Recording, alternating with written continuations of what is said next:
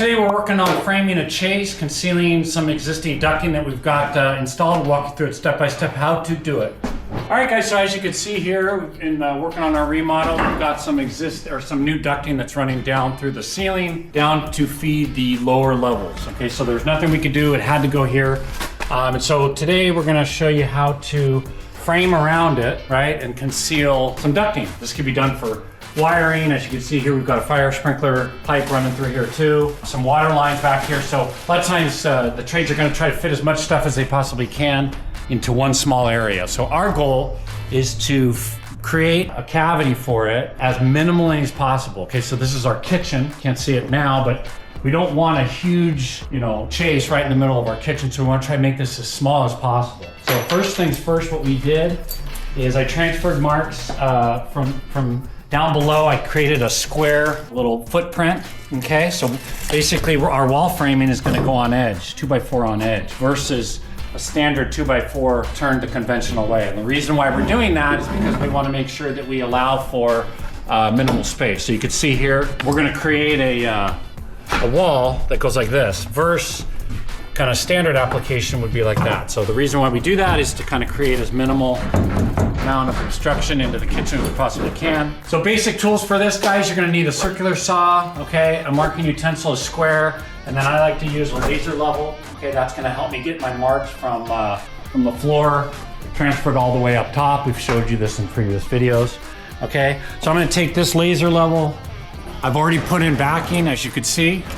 All right, this is allowing for support to be able to nail our studs and our wall framing too. So I'm going to now transfer these marks up, okay, because this is where our plate goes, and then we're going to put our plates in and then stick frame everything. So next step in our process after installing backing would be to mark our top plates where they're going to go, install them, and then we'll stick frame everything in.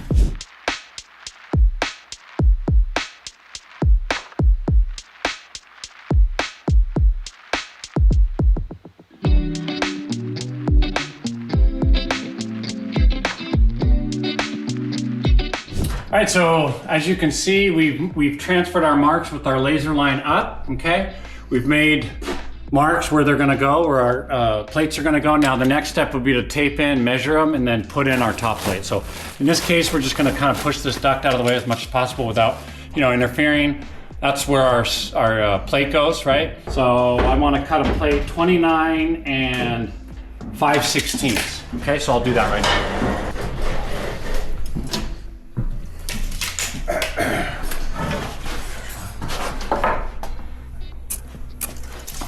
29.5. And then what I'm going to do is I'm going to rip this plate down in half, just an arbitrary half. Okay, so it doesn't have to be perfect. I'm just going to rip it down the middle. And the reason why is because we want to create, remember that stud on edge, we want to try to create as much space as we possibly can. So if I use a full 2x4 dimension, it won't work. So now I'll just take my stud and kind of rip it down the middle. It's arbitrary, so I don't need to make a line. I'll just use this, the edge of my table here on my saw, okay, to kind of line up and guide. Again, it doesn't have to be perfect, just gotta be close.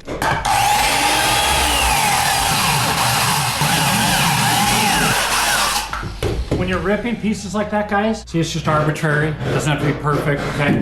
When you're ripping pieces like that, you make sure that you're not going too fast. If you go too fast and the blade is running too many RPMs, it has a tendency to kick back on you. So just go slow, make sure your fingers are out of the way, okay? Always practice safety first. Isn't that right, Jordy? Safety first.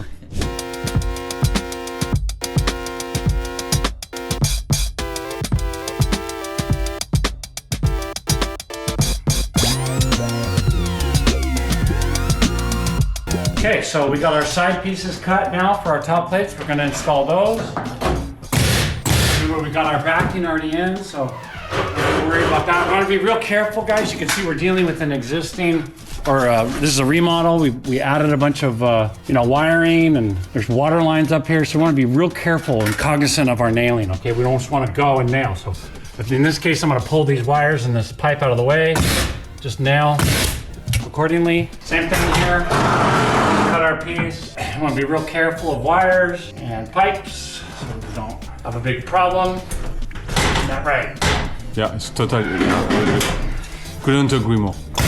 Okay, so you can see there's conduits here. You know, those are empty right now. There's no wires in, but they're gonna run feeds through them, so just be real careful. And put a couple nails in. Good. We'll have to add a piece of backing in here, guys, because if you could visualize, okay, drywall is going to go up on the ceiling. We've got tons of backing here for our drywaller, but we need to add a piece here. This probably is not enough for him, so we'll just add another 2x4 on the edge. As you guys can see here, we've got our backing in, right? Drywaller is going to be super duper happy. Now our next step will be to put in our studs. Okay, so I measure from plate to plate. Again, this should be all redundant, you know, as far as that's concerned, as far as teaching, but plate to plate should be pretty close to the same if your ceilings are close. So I've got 93 and 7/8, call it. I'm gonna cut a bunch of studs and we'll put them in together, put some blocking in between for some support. See, this one's a little bit bigger, 94. So what I'll do is I'll cut these separate, 94, and I'll cut those separate. So I'll cut all my studs, put them in all at once. We should be done.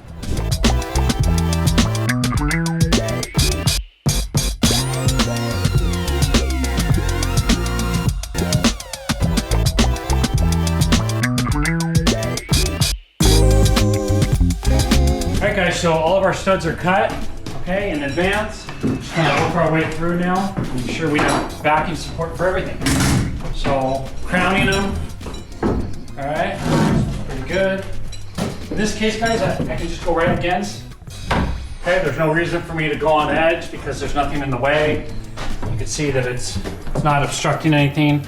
So in this case right here, I'll just go straight up against the wall like we would normally frame, okay? Again, being cognizant, wary of pipes, wires. That'll be the name of the game here. Making sure we don't hit wires, pipes.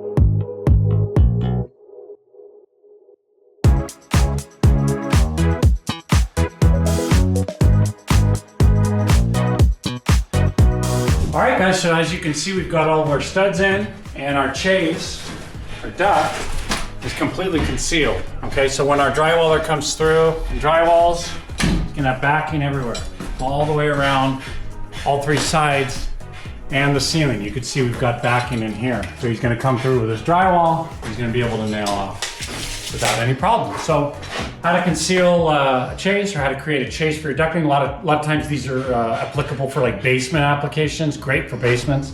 But yeah, very quick, easy to do. Let us know what you think. Hit that subscribe button. We'll see you on the next one.